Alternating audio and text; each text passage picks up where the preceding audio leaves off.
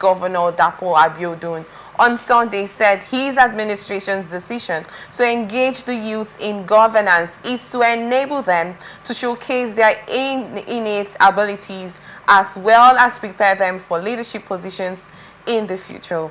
Abiodun also disclosed that his administration will provide grants ranging from 500,000 naira to 1 million naira to enable business-oriented youths in the state to fulfill their dreams under its Ogun Empowerment and Entrepreneurial Program.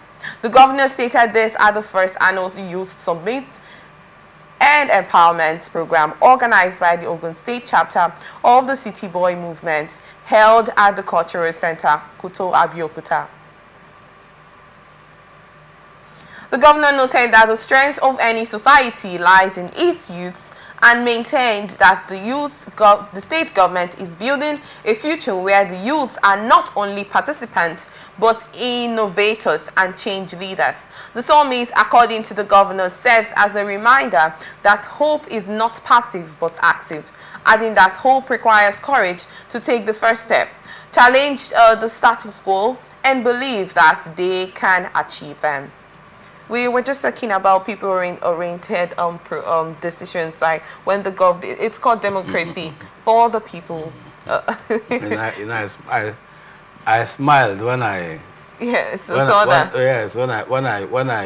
I had the speech made by the governor.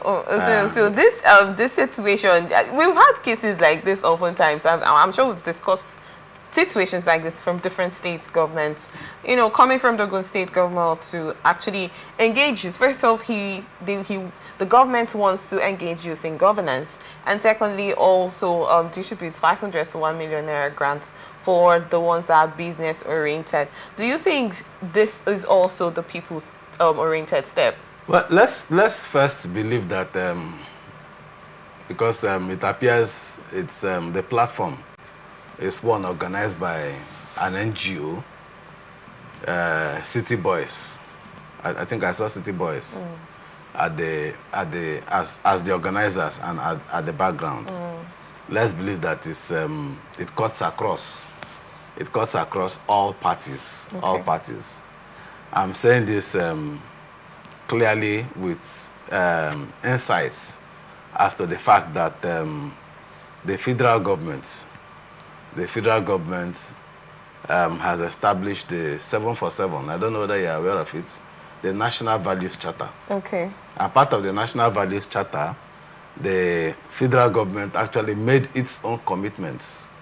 One of the commitments that federal governments, in addition to providing the enabling environment, that is security.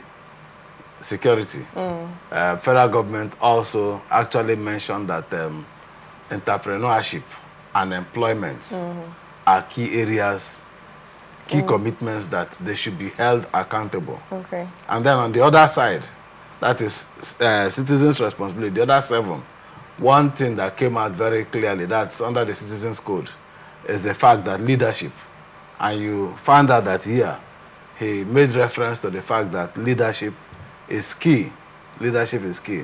So that was why I smiled when I saw it. So I believe that it's a step in the right direction, but let it be as inclusive as possible.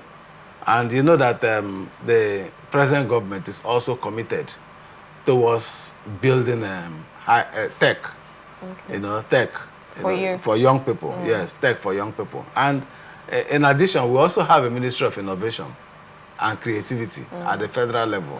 And most of the states are also buying into some of these innovations that have come up. So let's believe that they not just giving them 500,000 to 1 million.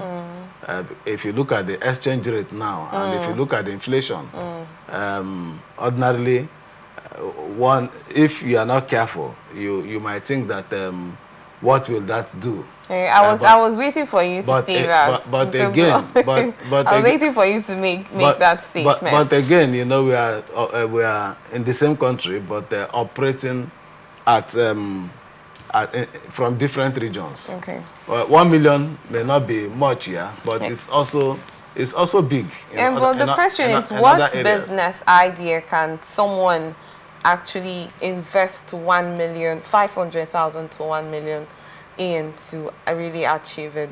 Yes, there are. I talked about the tech industry. Okay. Most of these young people, in fact, first you train, and after training, a little starter pack for them can actually set them going in business, okay. and then they begin to build from there. You mustn't have all you need and high capital before you start a business. In fact, if you start from a very high level, when there's capital, when there's so much capital at your disposal, if there's any challenge and if there's any hitch or glitch, let me use a Nigerian language now, glitch, you find out that by the time you crash, you may not have acquired those values, those virtues that will take you up. You know, a businessman that started from the scratch, even if along the line he has a challenge, he knows where to source his solution, and you see him over time, he's standing again. But if they give you all the money and you don't have the skill to manage, of course, entrepreneurship is there. Entrepreneurial skills are very, very fundamental for building up such industries. Okay. If you have all the money and you have a problem, then you might not be able to, you might not be as resilient as, in fact, that also reminds me, resilience is also part of what the Nigerian youth is also known. In fact, the Nigerian, and that citizens code, resilience is also part of what the Nigerian is known for. So I think the governor has started well, and we believe that while he's still there, that there will be monitoring and evaluation, and we will see. It's not just giving money, but you have to also monitor it and make sure that they are actually distributed. Yes, that they're actually distributed and that they are applying these monies to what they are supposed to achieve. We're talking about application of these funds. We get to a point. There have been certain instances. I've had a discussion with a guest, and he said that he was at a particular location where an NGO or a federal government, if I'm not mistaken, distributed items like things to enhance the youth. To empower them. Let me help you now. Like hairdressers, generators. Yes. So most of them at that point started selling them. Sold them, yes. So just to keep the money. So what is the guarantee that after they distribute those funds to those youths, they will make rightful use of it? Yes, oftentimes we say the government is at fault in certain things, but as individuals, if you really want to help yourself, you should come in terms with self-discipline. Yes, because free money, there's that thing with free money, money that wasn't really worked for. Some of them will not really make right use of it. Do you think that the government should also bring in probably a program where they make sure that these funds are used rightly and not spent from the youths? Yes, the implementation matters. Let me give you an example. Most of the furniture that were being used, up till the 80s, the furniture that was being used in Port Harcourt here, much of it was sourced from outside. People go to Aba to source, and then it took one of the governments, to start building capacity here. It took one of the governments, military governments, to start building capacity here. And the product of it is what you are seeing. If you look at the furniture, let me say the furniture hub of Port Harcourt, take from mile 3, mile 4, through mile 4. In fact, that's from mile 3, that's the UST junction, the River State University junction, down to Wimpy, and even beyond Wimpy. That is the product of when government partners with the people, when government actually does a need assessment before embarking on a project. So I agree with you completely that you need to build the skills of these people.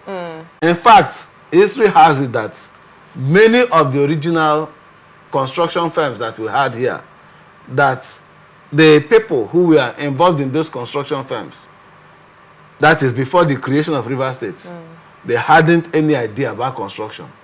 But it took the government, the visionary government, starting from the scratch, that's the Dapo government, to actually train some of these people. In Port Harcourt State local government, they had a crash training. And after that, government supported them to start establishing these construction firms. And that was how we came to have some of these indigenous construction firms that we had in River State. John Wright, an Irishman, was here, you know, having worked, in fact, having been a teacher to Spiff when Spiff was in Man o' War in Cameroon. When Spiff became governor, Spiff thought that it was proper to bring John Wright here, to bring him. And he pleaded with him. John Wright came here. And John Wright started training. In fact, he was a multi-skilled, multi-talented person. And he started training people, even on business. And that's how we got some of the indigenous construction firms that we have in Rivers today. Yes. So training, we can't run away from training. You must have to train people so that people, you know, can, the right values, the right mechanics on how to do some of these things, they will really imbibe them, and it will be part of them. Okay, yes. Thank you so much in that analysis there. That was but an like you mentioned, one. Discipline is very important. Discipline, yes. Discipline. It's actually a key. And that is the number one. That is the number one national value. Yes. Under the Citizens Code. Discipline is number one. Yes. If you check it, you'll see it there. It is.